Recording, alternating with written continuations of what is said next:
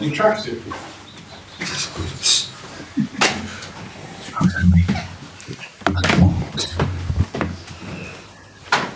If we could just keep these phones away, can you keep these phones a little bit away from the mic? We're having a bit of an experience.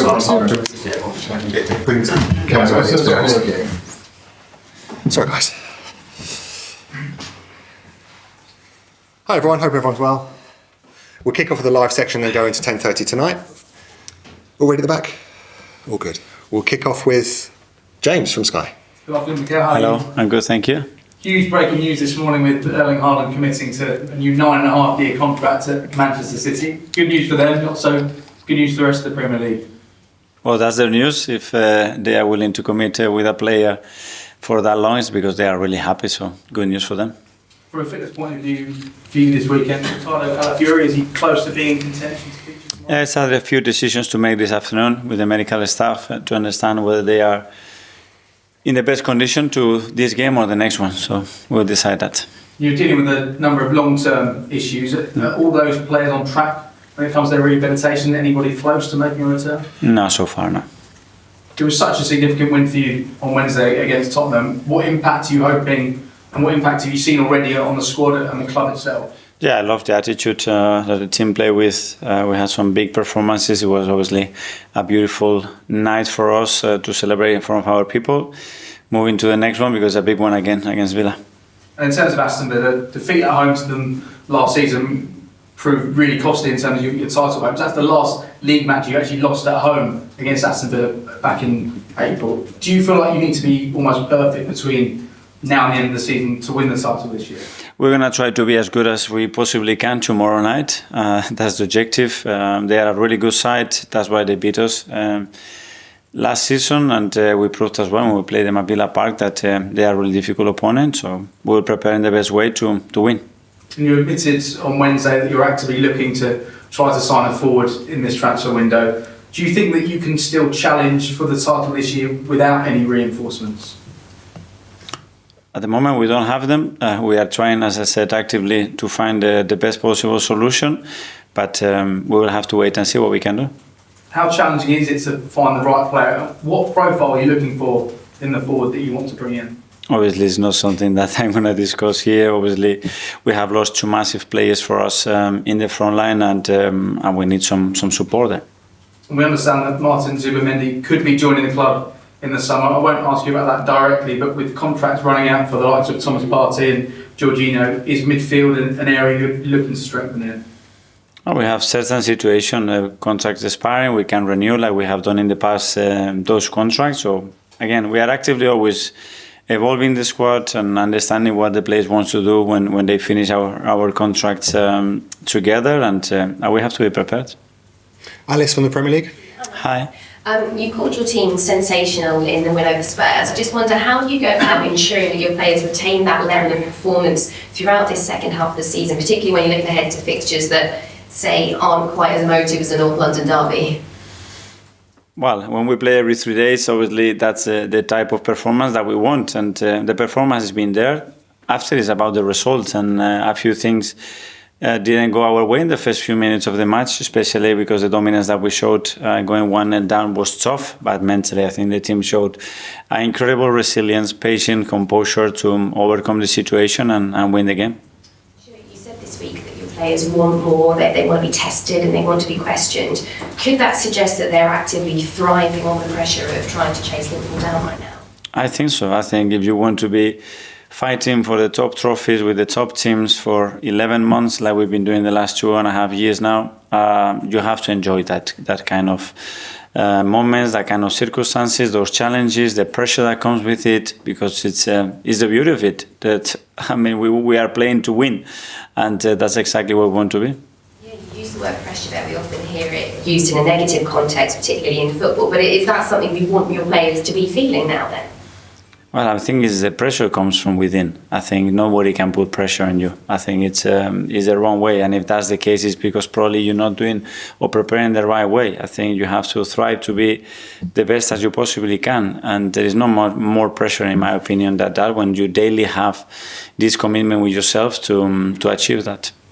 Okay, Villa up next tomorrow. We all know what happened when they came to the Emirates last season, of course, but you did beat them at Villa Park in August. How wary are you of the threat they pose tomorrow, and how much does that result against them back in April still hurt, I guess? Well, because we know the difficulty of the team that they are, that's why they're performing so well. They have an excellent coach, very good players, really good organization, and we are so used to in the Premier League. It's not very different every 3 days. So tomorrow we're going to have to be really good again to deserve to win the game. Finally, from me, a couple of weeks back, you said that you feel Arsenal have been the best team in the league in the last year without winning a major trophy. How realistic do you feel your prospects are of putting that right this time around? In that case, I refer to the stats. When you look at all the stats that are relevant to do that, that's what the stats said. But the reality is that we weren't, because somebody else won the title. So that's something, there is a margin there that we still need to improve and be better. Thank you. It's one from Eleanor. Renee Slegers appointed this morning Yeah. on a permanent basis. She's had a fantastic run during her time in interim charge. I just wanted to get your reaction to her permanent appointment and ask how much you're looking forward to working on. Very happy, obviously, and she's done a phenomenal job since she joined the role, and very happy for her. Very happy for the club as well, because promoting someone that was already with us, I think, is a very strong signal and a very good decision, I must say. So very happy for her. Okay, we'll go to Alex from the BBC. Hi, Mikel. Hi. The win over Tottenham was a relief and a good result after a tricky week for you after 2 defeats at home. What's the reaction been like at the training ground from the players and the staff? Have you noticed the difference? It's very good. Really happy in the dressing room. Really happy the next day, and then start with Villa. That's it. I mean, the enjoyment or the bad mood that we can be when you don't win, it has to disappear immediately, because the focus has to be in the next match and how we prepare in the best possible way. You've spoken before about the good runs you've been on, how momentum is so important to keep up the good results back to back. So how important is it to not let that fall and take the chance to build a good run with the game against Villa?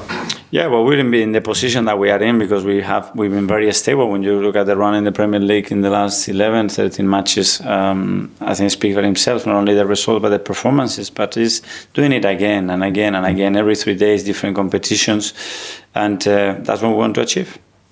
Ian, TalkSport. Hi, Mikel, how are you? Good, thank you. This week was the first time in a while that Liverpool slipped up and you actually won to gain points on them. Do you feel this has been a massive week in the title race?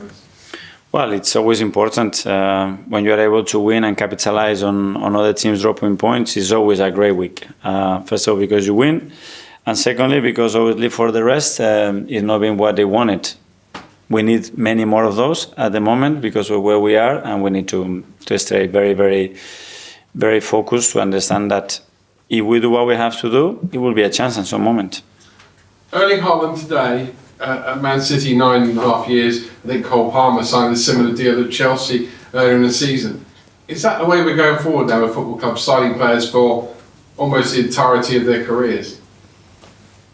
I don't know. It looks like obviously there's been a few examples of that. I don't know. I don't know if every club is going to take that route. The reasons for it, I think it will be very particular cases. Maybe we start with managers as well, doing 10-year contracts, and then with the physios and the journalism, and I don't know. So Would you like a 10-year contract? at the moment, I have enough. I'm very happy with what I have. One thing you have got is a set-piece coach who is clearly quite good at his job, because you've scored a lot of goals this season through set pieces. And I just wonder if you can give us a little bit of an insight into how much work, how the ideas must come through either just your set-piece coach or all of your coaching staff. Because you must have to update them game by game. You can't use the same ones every game, otherwise people know what they are. And they are, in football where everything is such a fine line, this is now becoming a really vital tool, isn't it? Well, yes, we considered a goal from a set piece the other day, and we could have considered another one. No, but it's not a positive, it's a balance. If you score and you concede, at the end, the balance is zero.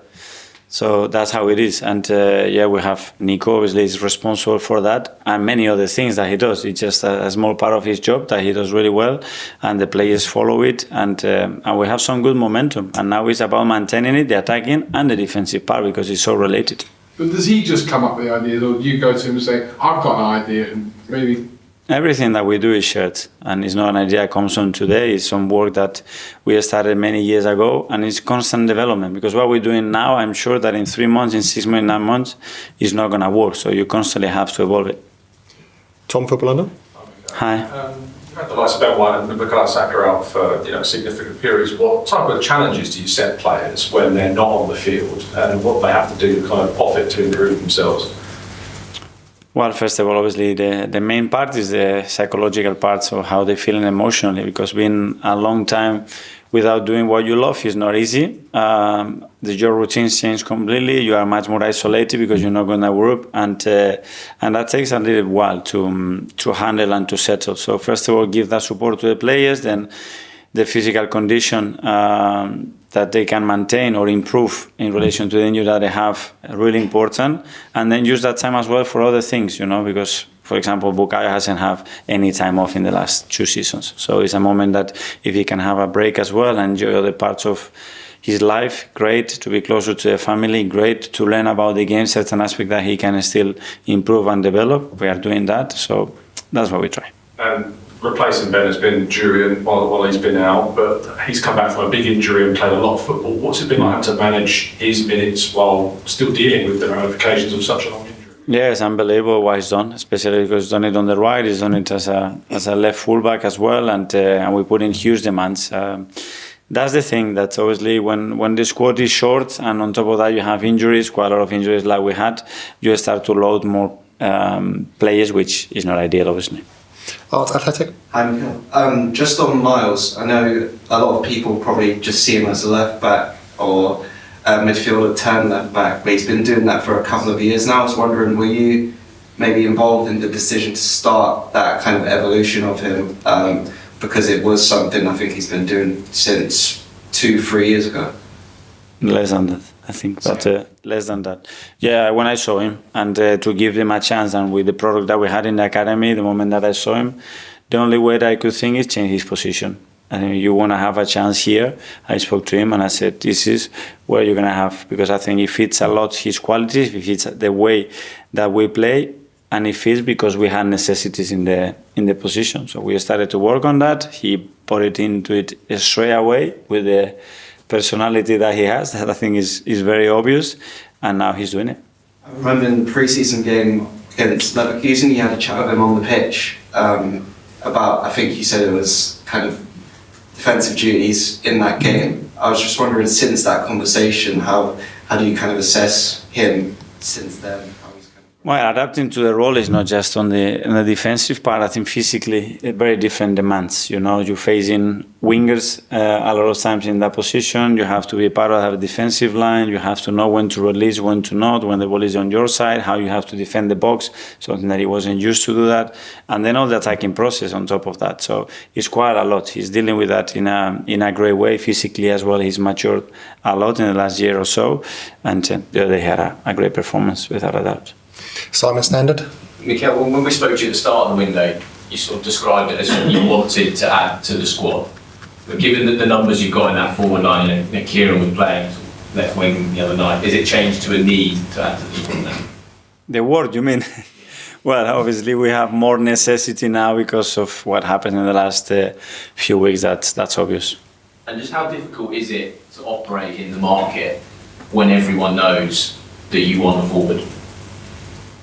Well, I think it's more a question for Jason. I don't know, but I think we have to do what we think is right, and we can do as well, and that's it. It's clear that we would like to improve the squad, especially with what happened. Can we do it or not? Depend on a lot of factors. Okay, last couple in the live section. Firstly, Phil from PA. Just going back to Myles, obviously he's been so impressive since he's been in the side. Do you think there's a chance that he could be on the radar of the new England manager? Let him settle where he is first and talk about the reality he's got in front of him and deal with that. And I think that's more than enough for now. And just in terms of the title race, obviously everyone's talking about you and Liverpool. Do you think that it's just a two-horse race now, just between you guys? I don't think so. I think when you look at every game in the Premier League and the margins and how teams are winning football matches, it can go either way. So in 2 or 3 weeks, you can be talking about something very different. We're still in January and it's going to be a long, long run. And to Latham Star. Just a quick one on the atmosphere. The atmosphere against Spurs was excellent. Brilliant. How important are the fans? I loved it. I said it the day before. That's in our hands. So we can look and feel sorry of this happened, this injury, of this, or the referee, blah, blah. Yeah. But what is in our hands, let's make sure that we do it. And I saw a different bite to our crowd, a different body language. We were on top of every ball. We created atmosphere with or without the ball. And we had real purpose with when we were screaming and we were going into every ball in a very different way.